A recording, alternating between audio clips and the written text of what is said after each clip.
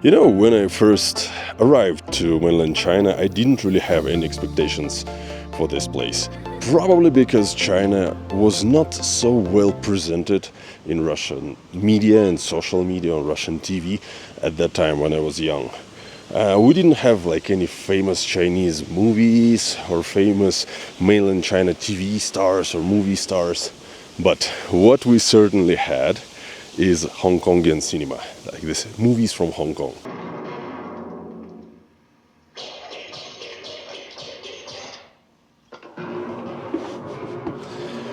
My dad was pretty crazy about Bruce Lee when he was young.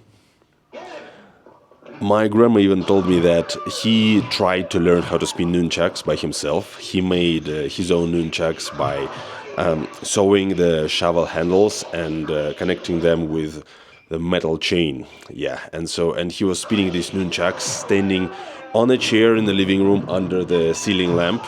So in case he would do it wrong, he would just smash the ceiling lamp. So yeah, my grandma was freaking out because of this. I think I still have some of the Soviet versions of Bruce Lee's books at home from my father's childhood. But you see, my father was not alone in his love towards Bruce Lee. Actually, I think a lot of people loved to watch his movies in Russia in 70s and 80s. You could honestly ask anyone on the street if they watched any of the Bruce Lee or Jackie Chan's movies at that time, and they would instantly name you several movies in a row. So why am I telling you this? I just try to illustrate you how popular was Hong Kong cinema in Russia at that time.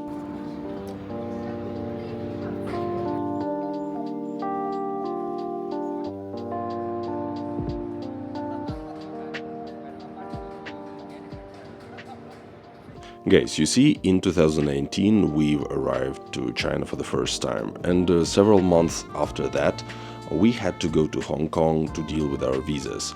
And that was the trip that kinda made us a little bit crazy about Hong Kong. It was our first time to visit a city of such a big scale, because before we were living in quite a small town in China. We were quite amazed with everything that surrounded us in Hong Kong, from the highest skyscrapers to small, tiny private restaurants like newspaper stalls, red taxis, and even the look of traditional Chinese characters. And I think for me personally, I had this feeling like I somehow jumped into the TV and appeared in one of those Hong Kong movies that I watched when I was young. But you see, my wife and I, we didn't have much time to spend in Hong Kong, so we had to go back to China. But we always wanted to go there again to explore this amazing city more. And our obsession even came to the point that I found a game called Sleeping Dogs and installed on my computer, because the game takes place in Hong Kong, and so you have a chance to virtually explore Hong Kong in this game. And sometimes it looks quite similar to real Hong Kong, but sometimes not really. Maybe because the game is a little bit outdated already. And anyway, I was expecting to digitally explore Hong Kong, but I ended up, GTAing all the time. And so you see, years and years passed. We were living in China, and right now, I think we live in China almost for 7 years already. And we started to think that maybe that was just nostalgia, maybe the city became more and more beautiful in our memory, and if we go there one more time, we will be quite disappointed. And so last month we had a chance to visit Hong Kong again.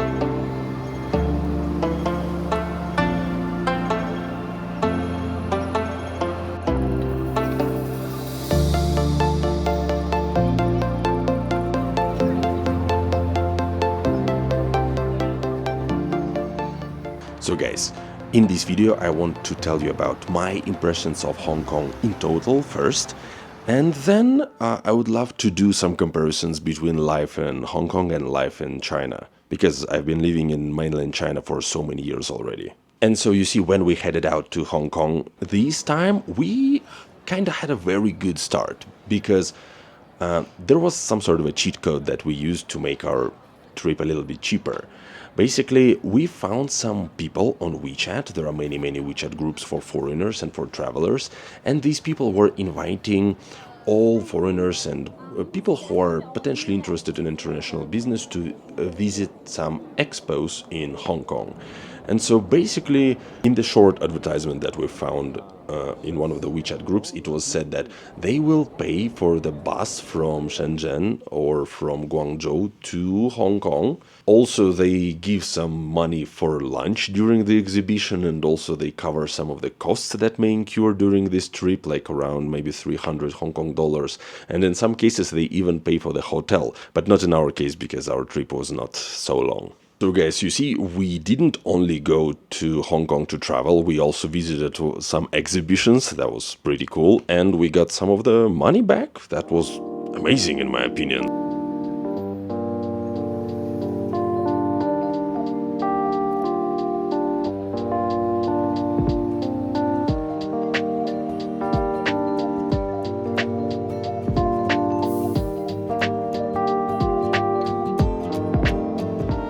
And so you see, from the first minutes of our return to Hong Kong, that I must say that the city never disappoints, actually, at least for me. The first impression that you get when you just look at the streets of Hong Kong is, you know, this phrase that is already used a lot of time, the high-tech, low-life kind of a mix or combination. Because you have these insane skyscrapers, amazing shops, you have super expensive cars and people that are looking super fashionable, and at the same time you have very old building that looks like they're just falling apart. You have some small tiny shops, like traditional noodle shops, gorgeous main streets, and you have really small, tiny, dirty, narrow alleys between buildings. So for some people, this kind of a mixture may cause frustration, but in my opinion, that's exactly what gives Hong Kong its such unique character. And so yeah, many people, they compare Hong Kong to other ultra-modern cities like Shenzhen or Shanghai and other big cities from mainland China. And but you see, in Hong Kong you have this really interesting mix of something super new and super old, and not like well-preserved, super old, but some of the buildings that look like they're gonna fall apart next day, or some of the monster buildings that are, you know, built really close to each other and are filled with apartments that look like hives. And some people may not like it, but I honestly think that there is a certain beauty in it, and you know, it's like looking at a very complex, deep character from the book or from a movie. You know, when you see a very perfect character from a book, it's usually not very interesting. But when you see some deep, complex, flawed character, it makes it more and more interesting for you. And I think this is absolutely true for Hong Kong as well. But you see, the thing that makes Hong Kong stand out for me is that it's really a melting pot of different cultures, because even if you walk down the street, you will see people of all sorts of nationalities just walking along each other, talking to each other. You will hear all sorts of different languages. You will see all sorts of different clothes, nationalities, and people, you know, just coexisting and building a very unique and diverse society. And because of this, I think that Hong Kong gives you an endless possibility for exploration. And you see, if you keep walking on this road, you may encounter a Christian church or a Christian school, and then on the next street there will be a mosque, on the next street there will be a Buddhist temple, on the next street there will be Indian yoga salons, and so on. And I think when we went to Hong Kong, we even saw some Boy Scouts and Girl Scouts just having lunch there, right? And for me as a Russian, it was just so cool, because before I've only seen these things in movies. And you see, when we went to Hong Kong in 2019, we visited many famous places like Victoria Peak, the Lantau Island, and so on. And that was amazing, and actually Lantau made me scared of hiking in Southeast Asia for years because of these like huge spiders. They were really like the size of my hand. But you see, this time in Hong Kong, we didn't have much time to spend there, so I really wanted to visit two places. The first place I really wanted to visit is, of course, the Monster Building. Or at least that's how people call it. Basically, Monster Buildings in Hong Kong are these insanely densely populated buildings that really look like hives. But why did I want to go there so much? Basically, because I really wanted to see something that looks similar to famous Kowloon Walled City. I know that Kowloon Walled City was demolished and the park was built on its place, but I really wanted to get there and kind of have a small glance at how people lived in such a unique area on our planet. And I really love watching these small documentaries and small video blogs back from 90s from Kowloon Walled City. Recently I found some, and though I think that footage is historical and it should be really preserved very, very well. I honestly think that there is not so many other places like this on our planet. Kowloon Walled City was like this closed ecosystem of apartments, offices, corridors, and buildings that just merged one into another. And people could just walk for hours and hours and hours without seeing the light of sun. And for some people that may sound like horrible, but for me, I'm so captivated by this because this is so unique. It's just even hard to imagine without watching one of those videos. And when you're looking at these monster buildings, it's actually fascinating that a lot of people still live there. So you see, that was the first place on my list, and the second place was Hong Kong Park. Actually, we've already visited Hong Kong Park in 2019, but I was just amazed by this park because of just one thing, because of the aviary that they have in this park. Basically, once we just had a walk in this park and we encountered a huge dome.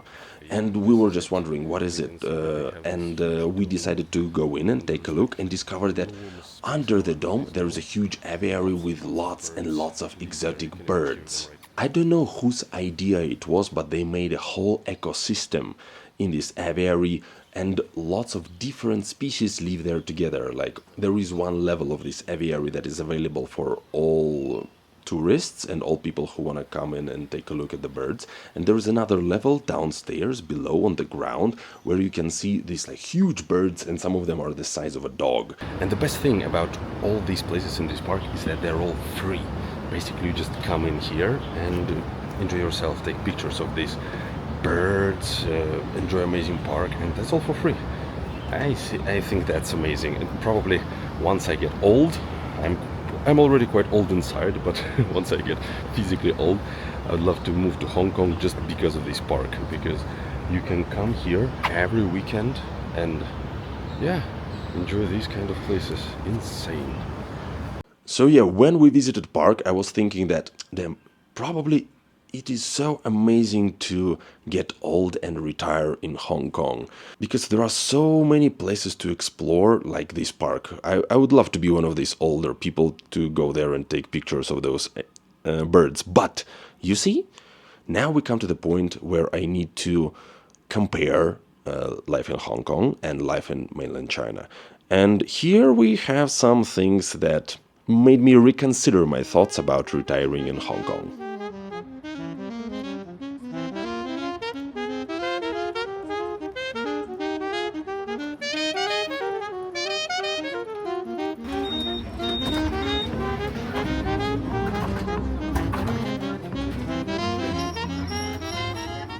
Okay, so let's do these comparisons. First of all, prices. And during our trip we've discovered that it is actually not so cheap to live in Hong Kong. Probably many people will not be surprised, but when I went there I didn't expect anything. I didn't know much about the prices. So for me that was like a small shock. Because, for example, when we do groceries in China and we want to buy, for example, a pack of crisps, it will be around 4 RMB, maybe 5 Hong Kong dollars. And when we were buying these crisps in Hong Kong, the price was around 17 or 18 Hong Kong dollars. And so every time we would go out to buy something to eat or to do a little bit of shopping, we would spend like 2 or 3 times more than we would spend on the China mainland. And talking about prices, I must mention the prices for hotels. They are also not that cheap. Every time we understand that it's better to pay a little bit more than to try to save money and sacrifice the comfort, because right now we're living in this kind of a big room.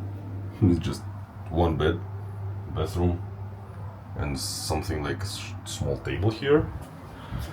So yeah. So what do you think, Diana? Next time better to pay a little bit more. I was at least, how to say, relying on that we will just stay overnight, that's all, and we will spend whole day outside, so need bed, need shower, charge everything, that's all.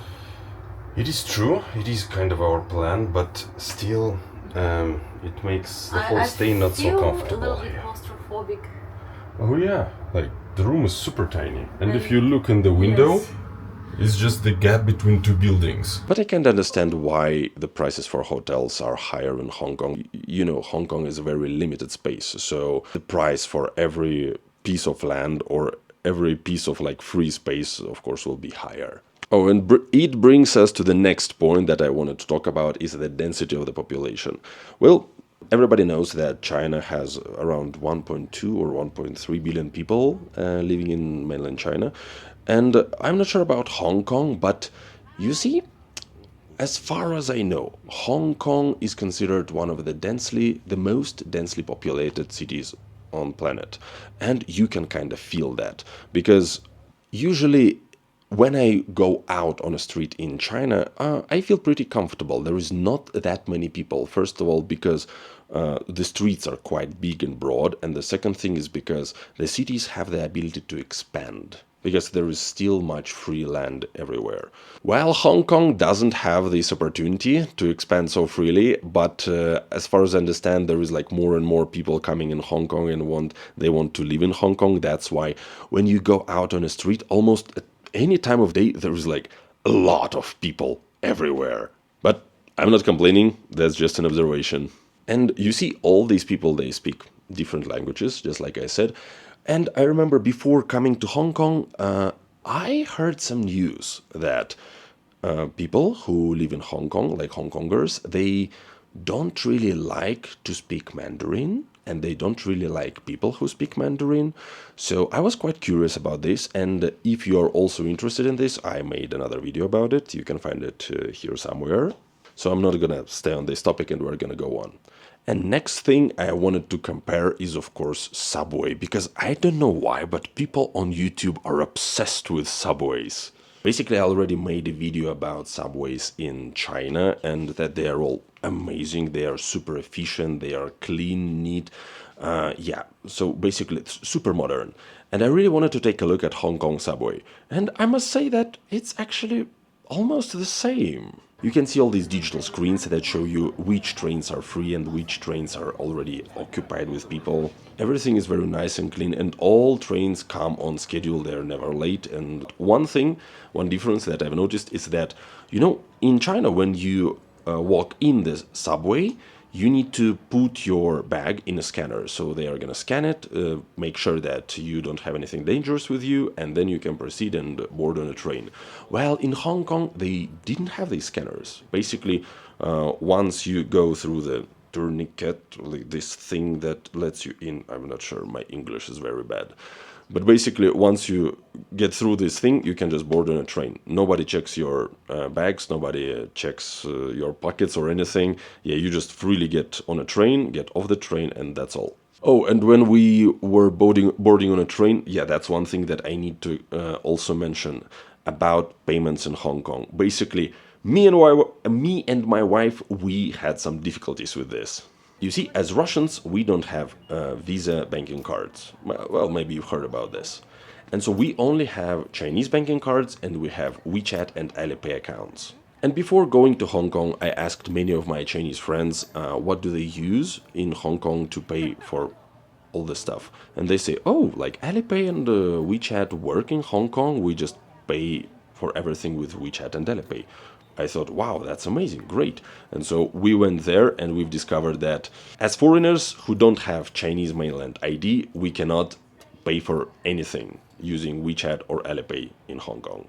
We don't have problems with this on China mainland, but we cannot do it, we cannot use it in Hong Kong.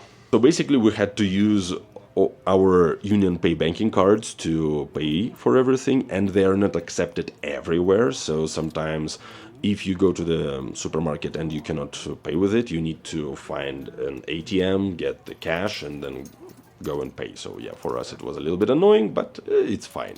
The thing is that we had to buy these small train tickets every time we wanted to board on subway.